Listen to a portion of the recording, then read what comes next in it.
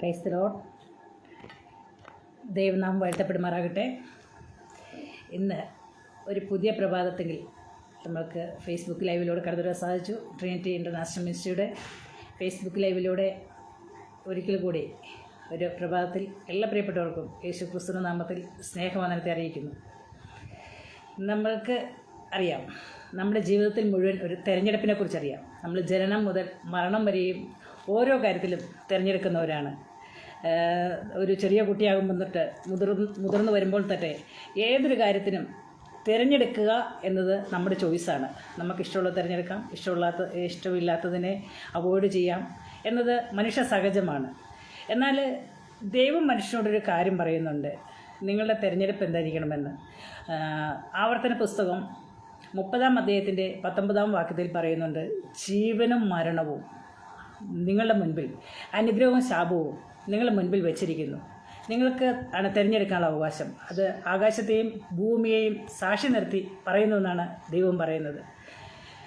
തിരഞ്ഞെടുപ്പ് എന്നത് മനുഷ്യ സഹജമാണ്, എല്ലാവർക്കും തിരഞ്ഞെടുക്കാം.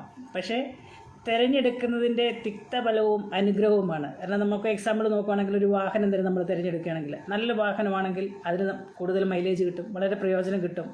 നമ്മൾ മറ്റ് സാധനങ്ങളാണ്, ഷോപ്പിൽ പോയി ഒരു ഡ്രസ്സ് എടുക്കുകയാണെങ്കിൽ നല്ല ഡ്രസ്സ് എടുത്താൽ അത് ലാസ്റ്റ് ചെയ്യും, അല്ലാതെ പെട്ടെന്ന് ഡാമേജായി പോകും. ഇങ്ങനെ പല പല വിഷയങ്ങൾ നമ്മൾ ദൈനംദിന ജീവിതത്തിൽ തന്നെ നമുക്ക് മനസ്സിലാക്കാൻ സാധിക്കുന്നുണ്ട്.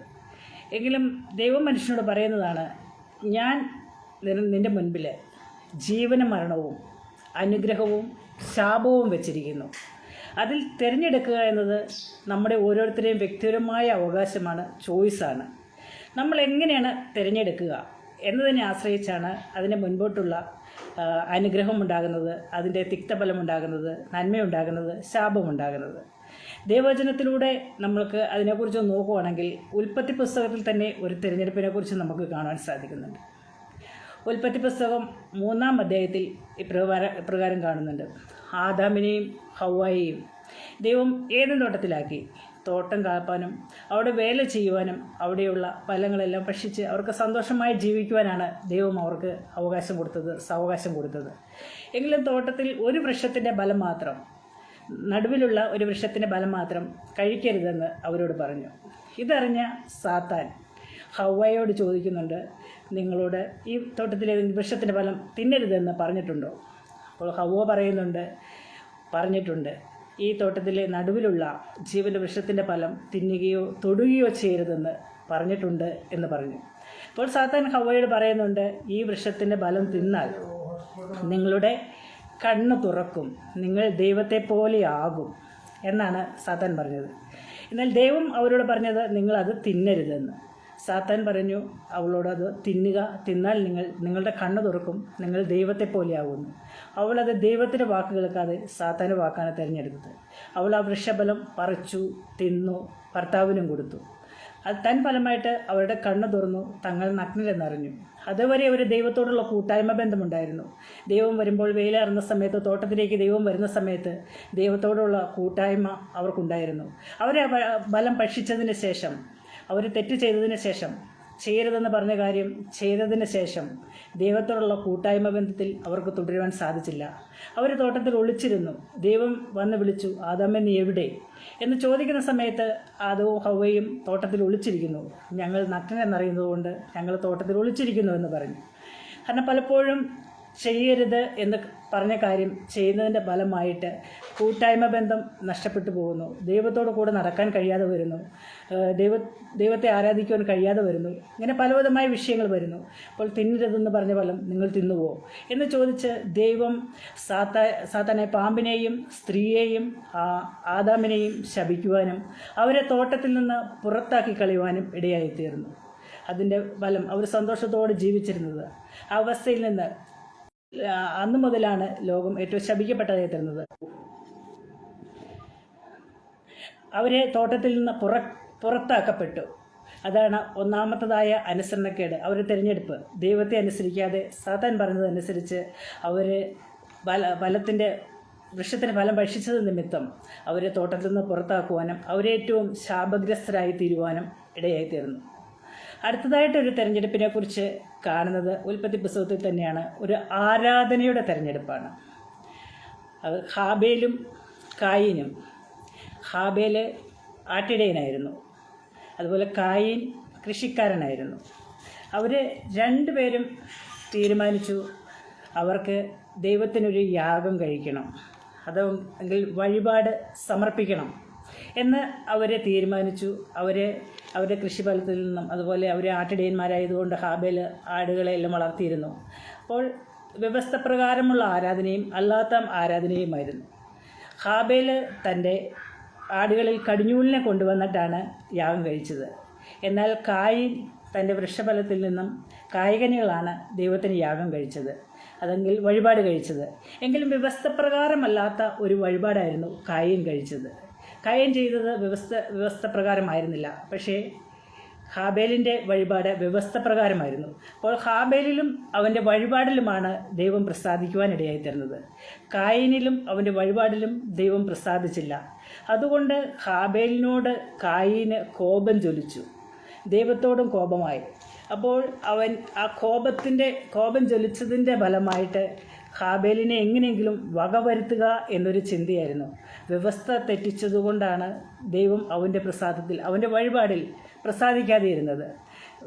ഹാബേലിൻ്റെ വഴിപാടിൽ പ്രസാദിക്കുവാൻ കാരണം ദൈവത്തിൻ്റെ വ്യവസ്ഥ. ദൈവം എന്തു പറഞ്ഞോ അതവൻ തിരഞ്ഞെടുത്തു. അതിൻ പ്രകാരം മാത്രമാണ് അവൻ യാഗം കഴിച്ചത്, വഴിപാട് കഴിച്ചത്. പക്ഷേ കായീൻ വ്യവസ്ഥയില്ലാതെ ദൈവഹിതമല്ലാത്ത വിധത്തിൽ യാഗം കഴിച്ചതുകൊണ്ട് അവൻ്റെ വഴിപാടിൽ ദൈവത്തിന് പ്രസാദം വന്നില്ല. അതുകൊണ്ട് അവൻ കോപം ചൊല്ലിക്കുകയും തൻ്റെ സഹോദരനെ വയലിലേക്ക് കൂട്ടിക്കൊണ്ടുപോവുകയും അവനെ വകവരുത്തുകയും ചെയ്തു. അതിൻ്റെ ഫലമായി ഭൂമിയും വീണ്ടും ശപിക്കപ്പെടുവാനും അതിൻ്റെ വീര്യത്തോടെ ഫലം കൊടുക്കാതെയും ഭൂമിയിൽ ഫലം ലഭിക്കാത്ത വിധത്തിൽ വീണ്ടും ഭൂമി ശാപഗ്രസ്തത്തിന് അടിമയായി തീരുവാനിടയായിത്തീരുന്നു. എങ്കിൽ യേശുക്രിസ്തു പറയുവാനിടയായിത്തീരുന്നു, സത്യനമസ്കാരികൾ, ഇന്നത്തെ പുതിയ നിയമസഭയിൽ സത്യനമസ്കാരികൾ പിതാവിനെ സത്യത്തിലും ആത്മാവിലും ആണ് ആരാധിക്കേണ്ടതെന്ന്. അത് യോഹന്നാൻ്റെ സുവിശേഷം 4-ാം അധ്യായത്തിൽ ഒരു ശമരിയക്കാരി സ്ത്രീ യേശുവിനോട് പറയുന്നുണ്ട്. അത് ഇപ്രകാരമാണ്: സ്ത്രീ അവനോട്, യജമാനെ, നീ പ്രവാചകൻ എന്ന് ഞാൻ കാണുന്നു. ഞങ്ങളുടെ പിതാക്കന്മാർ ഈ മലയിൽ നമസ്കരിച്ചു വന്നു. നമസ്കരിക്കുന്ന സ്ഥലം യെരുശലേമിലാകുന്നു എന്ന് നിങ്ങൾ പറയുന്നു എന്ന് പറഞ്ഞു. യേശു അവളോട് പറഞ്ഞത്, സ്ത്രീയെ, എൻ്റെ വാക്ക് വിശ്വസിക്കുക. നിങ്ങൾ പിതാവിനെ നമസ്കരിക്കുന്ന ഈ മലയിലും അല്ല യെരുശലേമിലുമല്ല എന്നുള്ള നാഴിക വരുന്നു. നിങ്ങൾ അറിയാത്തതിനെ നമസ്കരിക്കുന്നു, ഞങ്ങളോ അറിയുന്നതിനെ നമസ്കരിക്കുന്നു. രക്ഷ യഹൂദന്മാരുടെ ഇടയിൽ നിന്നല്ലോ വരുന്നത്. സത്യനമസ്കാരികൾ പിതാവിനെ ആത്മാവിലും സത്യത്തിലും നമസ്കരിക്കുന്ന നാഴിക വരുന്നു, ഇപ്പോൾ വന്നുമിരിക്കുന്നു. തന്നെ നമസ്കരിക്കുന്നവർ ഇങ്ങനെയുള്ളവർ ആയിരിക്കണമെന്ന് പിതാവ് ഇച്ഛിക്കുന്നു. ദൈവം ആത്മാവാകുന്നു, അവനെ നമസ്കരിക്കുന്നവർ ആത്മാവിലും സത്യത്തിലും നമസ്കരിക്കണം എന്നാണ് പുതിയ നിയമത്തിൽ പറയുന്നത്. പഴയ നിയമത്തിൽ യാഗമായിരുന്നു ആരാധന. എങ്കിൽ പുതിയ നിയമത്തിലേക്ക് വരുന്ന സമയത്ത് ദൈവത്തെ ആരാധിക്കുന്നവർ ഈ മലയിലുമല്ല ആ മലയിലുമല്ല. കാരണം ആ സ്ത്രീ പറയുന്നുണ്ടിരുന്നത്, ഞങ്ങൾ യെരുശലേമിലായിരുന്നു പോയി ആരാധിച്ചുകൊണ്ടിരുന്നത്, ആ മലയിലായിരുന്നു ദൈവത്തെ ആരാധിച്ചു കൊണ്ടിരുന്നത് എന്നെല്ലാം പറഞ്ഞു. എങ്കിലും യേശു അവളോട് പറയുന്നുണ്ട്, ദൈവം ആത്മാവാകുന്നു. ആത്മാവാകുന്ന ദൈവത്തെ ആരാധിക്കേണ്ടത് സത്യത്തിലും ആത്മാവിലുമാണ് ആരാധിക്കേണ്ടത്. ആ മലയിൽ പോയോ ഈ മലയിൽ പോയോ മറ്റു വഴിപാടുകൾ കഴിച്ചോ അല്ല പുതിയ നിയമത്തിലെ ആരാധനയെക്കുറിച്ച് യേശുക്രിസ്തു പറയുന്നത്. ആ സ്ത്രീയോട് പറയുവാനിടയായിത്തീർന്നു. അപ്പോൾ പറയുന്നുണ്ട്, ദൈവം ആകുന്നതുകൊണ്ട് ദൈവത്തെ ആരാധിക്കുന്നവർ ആത്മാവിലും സത്യത്തിലുമാണ് ആരാധിക്കേണ്ടത്. അപ്പോൾ നമ്മുടെ ആരാധന ഏതാണ്? നമ്മൾ ദൈവത്തെ ആരാധിക്കുന്ന എപ്രകാരമാണ്? ആരാധനയുടെ ഫലം എന്താണ്? യഥാർത്ഥമായിട്ട് സത്യനമസ്കാരികൾ യഥാർത്ഥമായിട്ട് ദൈവത്തെ ആരാധിച്ചെങ്കിൽ മാത്രമേ ദൈവത്തിൽ നിന്ന് അനുഗ്രഹം ഉണ്ടായിത്തീരുവാനിടയായിത്തീരുന്നുള്ളൂ. വ്യവസ്ഥ പ്രകാരമല്ലാതെ വ്യവസ്ഥ തെറ്റിച്ചുള്ള ആരാധനയിൽ കായീനെ പോലെ ശാപഗ്രസ്തനായിത്തീരുവാനും ദൈവത്തിൽ നിന്ന് കോപം ഉണ്ടാകുവാനും ദൈവത്തിൽ നിന്ന് പ്രസാദം ലഭിക്കാതെയും ഇരിക്കും. ദൈവത്തെ ആരാധിക്കുന്നവർ സത്യത്തിലും ആത്മാവിലും. കാരണം ദൈവം പറയുന്നുണ്ട്, നിങ്ങൾ തന്നെയാണ് ദൈവത്തിൻ്റെ മന്ദിരം എന്ന്.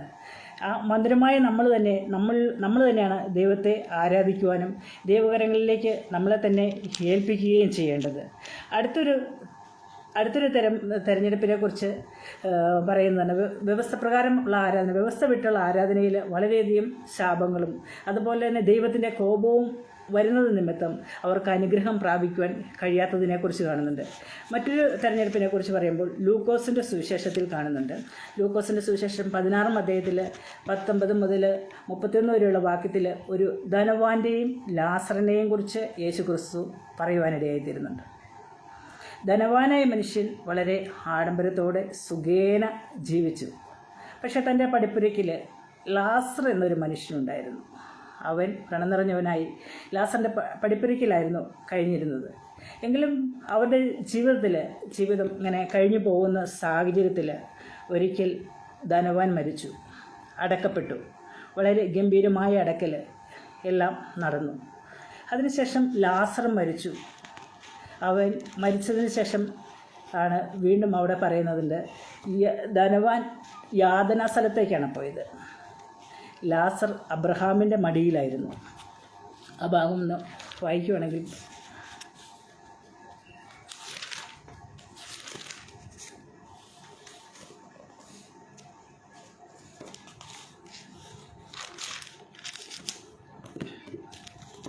ആ ഭാഗം ഒന്ന് വായിക്കാം.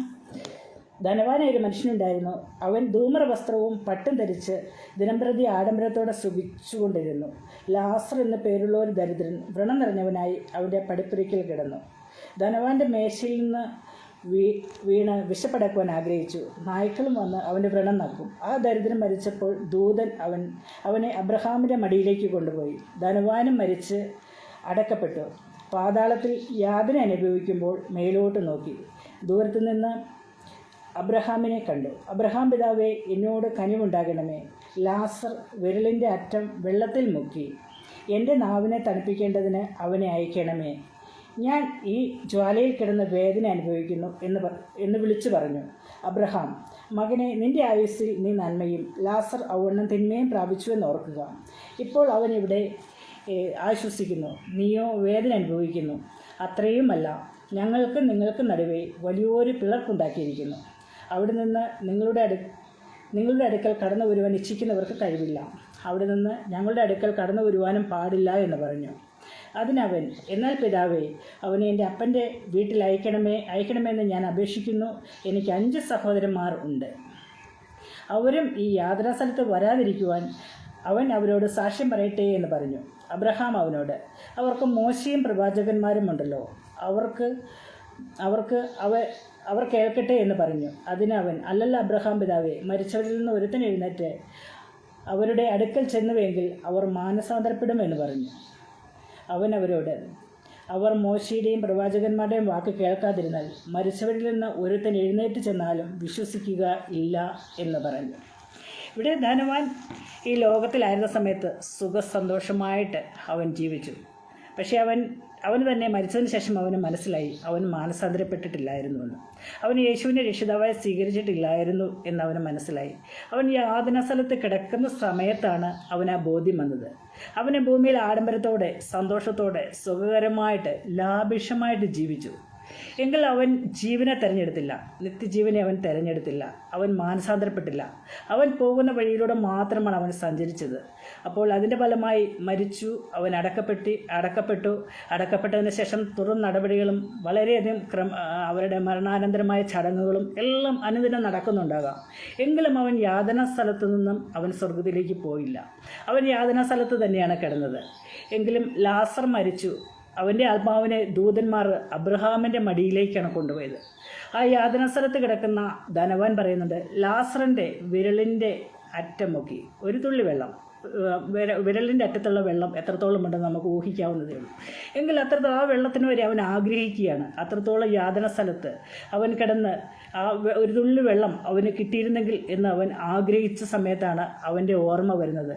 എൻ്റെ സഹോദരന്മാരെ, എനിക്ക് ഭൂമിയിൽ 5 സഹോദരന്മാരുണ്ട്. അവരും ഇങ്ങനെ തന്നെയേ വരത്തുള്ളൂ. അവർ യാതനാ സ്ഥലത്തേക്ക് തന്നെ വരത്തുള്ളൂ. കാരണം അവരും യേശുവിനെ രക്ഷിതാവായി സ്വീകരിക്കുകയോ അവർ നിത്യജീവൻ അവകാശമായി തീരുവോ ചെയ്യത്തില്ല എന്ന് ധനവാന് നല്ലതായ ഉറപ്പുണ്ട്. അവന് നല്ല വിശ്വാസമുണ്ട്. കാരണം അവർ ഒരേപോലെ പാരമ്പര്യമനുസരിച്ച് അവർ സന്തോഷത്തോട് ലാഭിഷമായിട്ട് തന്നെ സുഖേന ജീവിച്ചു പോകുന്ന ഒരു കുടുംബത്തിലെ, തറവാടുള്ള ഒരു കുടുംബത്തിലെ അംഗങ്ങളാണ്. ആ 5 സഹോദരന്മാരും ഞാൻ അനുഭവിക്കുന്ന പോലെ ഈ യാതനയിലേക്ക് കടന്നു വരാതിരിക്കേണ്ടതിന് ലാസറിനെ അവരുടെ അടുക്കിലേക്ക് അയക്കണമേ എന്ന് വളരെ വിനയത്തോടുകൂടി കൂടി അബ്രഹാമിനോട് ഈ ധനവാൻ കേണപേക്ഷിക്കുകയാണ് ചെയ്യുന്നത്. അപ്പോൾ അബ്രഹാം പറയുന്നുണ്ട്, അബ്രഹാം പിതാവ് പറയുന്നു, അവിടെ അവർക്ക് മോശയും പ്രവാചകന്മാരുമുണ്ടല്ലോ, അവരുടെ വാക്ക് കേൾക്കട്ടെ. ഈ മരിച്ചവരിൽ നിന്ന് ഒരുത്തൻ പോയി അവനോട് പറഞ്ഞാൽ, ആ സഹോദരന്മാരോട് പറഞ്ഞാൽ ഒരിക്കലും അവർ വിശ്വസിക്കത്തില്ല. കാരണം നമ്മൾക്ക് തന്നെ അറിയാം, മരിച്ചവരാരെങ്കിലും വന്നാൽ കാരണം അവർ ഭൂതമെന്ന് പറയും, കാരണം എന്തോ ഒരു ശക്തികളാണ് എന്ന് പറഞ്ഞ് ഒരിക്കലും അംഗീകരിക്കത്തില്ല. അതിന് മറ്റു എന്തെങ്കിലും പ്രതിവിധികൾ ചെയ്ത് ഓടിച്ചു കളയുവാനേ നോക്കത്തുള്ളൂ. അപ്പോൾ ഈ ലോകത്തിലായിരിക്കുന്ന സമയത്താണ് ഒരു തിരഞ്ഞെടുപ്പ്. നമ്മൾക്ക് തിരഞ്ഞെടുക്കാനുള്ള അവസരം നമ്മൾക്ക് ജീവിച്ചിരിക്കുമ്പോൾ മാത്രമാണ്. നിത്യജീവനെ തിരഞ്ഞെടുക്കുവാൻ ഉള്ള അവകാശം, ജീവനായ ക്രിസ്തുവിനെ തിരഞ്ഞെടുക്കാനുള്ള അവകാശം നമുക്ക് ഈ ജീവിച്ചിരിക്കുന്ന സമയത്ത് മാത്രമേ ലഭിക്കത്തുള്ളൂ. മരണത്തിന് ശേഷം നമ്മൾ എന്തെല്ലാം ചെയ്താലും എന്തെല്ലാം ക്രിയകൾ ചെയ്താലും അതൊന്നും സ്വർഗത്തിലേക്ക് പോകത്തില്ല എന്നതിന് തെളിവാണ് ഇവിടെ പറയുന്നത്. അബ്രഹാമിനോട് പറയുന്നുണ്ട്, ലാസറിൻ്റെ വിരലിൻ്റെ അറ്റം മുക്കി വെള്ളം എൻ്റെ നാവിനെ തണുപ്പിക്കുവാനായിട്ട് തരണമേ എന്ന് പറഞ്ഞപ്പോൾ അബ്രഹാം പിതാവ് പറയുന്നുണ്ട്, അവിടെ നിന്ന് ഇങ്ങോട്ടോ ഇവിടെ നിന്നോ അങ്ങോട്ടോ കടന്നു വരുവാൻ സാധിക്കുകയില്ല. ഞങ്ങൾക്കും നിങ്ങൾക്കും നടുവേ വലിയൊരു പിളർപ്പ് ഉണ്ടാക്കിയിരിക്കുന്നു. അതിനാൽ മരണശേഷം അവിടെ നിന്ന് മുകളിലോട്ട് ദൈവസന്നിധിയിലേക്ക് കടന്നു പോകാമെന്ന് വിചാരിച്ചാൽ അതൊരിക്കലും നടക്കത്തില്ല. അതാണ് ദൈവവചനത്തിൽ വ്യക്തമായിട്ട് ഇവിടെ പറയുന്നുണ്ട്. അതിനാൽ ഈ ജീവിച്ചിരിക്കുന്ന സമയത്ത് തന്നെ സഹോദരന്മാർ ദൈവത്തിൻ്റെ വചനം കേൾക്കുന്നുവെങ്കിൽ, എന്നെ ശ്രമിക്കുന്ന പ്രിയപ്പെട്ടവരെ, നിങ്ങൾ യേശുവിനെ രക്ഷിതാവായി സ്വീകരിച്ചിട്ടില്ല എങ്കിൽ, ഇപ്പോൾ യേശുവിനെ രക്ഷിതാവായി സ്വീകരിച്ച് ദൈവത്തിൻ്റെ കൽപ്പന അനുസരിച്ച് ദൈവഹിത പ്രകാരം ജീവിച്ചെങ്കിൽ മാത്രമേ ആ ലാസറിനെ പോലെ അബ്രഹാമിൻ്റെ മടിയിൽ സന്തോഷത്തോടെ സമാധാനമായി ജീവിക്കുവാൻ കഴിയത്തുള്ളൂ. നിങ്ങളുടെ ആയുസ്സിൻ്റെ ഈ ഭൂമിയിലുള്ള ജീവിതം ചുരുക്കമാണ്. ഏറിയാൽ 70 അല്ലെങ്കിൽ 80. അതിൻ്റെ പ്രതാപം കഷ്ടവും ദുഃഖവുമാണ്. ഈ ലോകത്തുള്ള ജീവിതത്തിൽ കഷ്ടങ്ങൾ, പ്രയാസങ്ങൾ, രോഗങ്ങൾ, ദുഃഖങ്ങൾ, നിരാശകൾ, വേദനകൾ എല്ലാം ഉണ്ട്. അതെല്ലാം സഹിച്ച് ജീവിച്ചതിന് ശേഷം ഒരു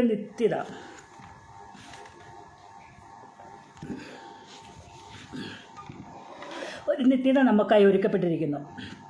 ആ നിത്യതയിൽ നമ്മൾ എവിടെയായിരിക്കണം എന്നാണ് നമ്മൾ ജീവിച്ചിരിക്കുമ്പോൾ തിരഞ്ഞെടുക്കേണ്ടത്. ജീവനെ തിരഞ്ഞെടുത്തെങ്കിൽ മാത്രമാണ് ലാസറിനെ പോലെ അബ്രഹാമിനുമിടയിൽ സന്തോഷത്തോടെ ഇരിക്കുവാൻ കഴിയത്തുള്ളൂ.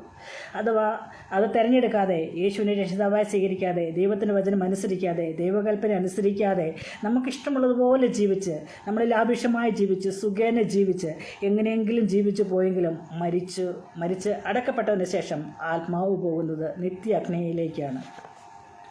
ദൈവവചനത്തിൽ വെളിപ്പാടിൽ ഇപ്രകാരം പറയുന്നുണ്ട്, ജീവപുസ്തകത്തിൽ പേരെഴുതി കാണാത്ത ഏവനെയും തീപ്പൊയ്കയിൽ തള്ളിയിടും. ഇത് രണ്ടാമത്തെ മരണമെന്നാണ്.